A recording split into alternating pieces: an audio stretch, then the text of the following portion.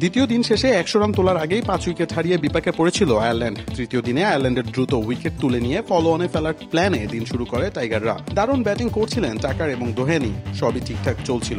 হঠাৎ করে প্রকট ভূমিকম্পে কেঁপে ওঠে গোটা দেশ। ভূমিকম্পের কারণে খেলা বন্ধ থাকে প্রায় 5 মিনিট। পরিস্থিতি স্বাভাবিক হলে আবারও মাঠে গড়ায় ম্যাচ। টাকার এবং দোহানির 81 রানের জুটি ভাঙেন তাইজুল দোহানিকে 46 রানে বোল্ড করে। একই ওভারে ম্যাকব্রাইনকেও ফেরান এই লেফটি। এরপর টাকারের সাথে জুটি গড়ে তোলেন জর্ডান নেইল। দুজনের ক্লাসিক্যাল ব্যাটিংয়ে ধীরে ধীরে রান তুলতে থাকে আয়ারল্যান্ড। 104 বলে নিজের 50 তুলে নেন টাকার। তাকে যোগ্য সঙ্গ দিতে থাকেন নেইল। 103 বলে 50 রানের পার্টনারশিপ গড়েন এই দুই ব্যাটার। নতুন বল হাতে পেয়েই আঘাত হানেন এবাদত।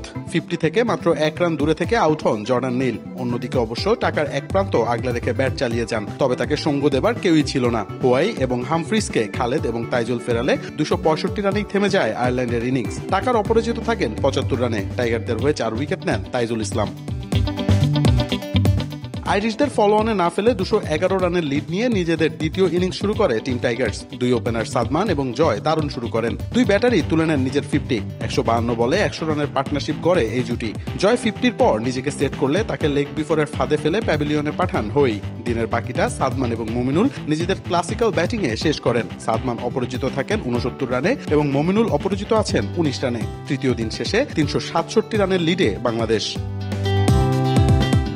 মোহাম্মদ আদনান, দেশ টিভি, ঢাকা।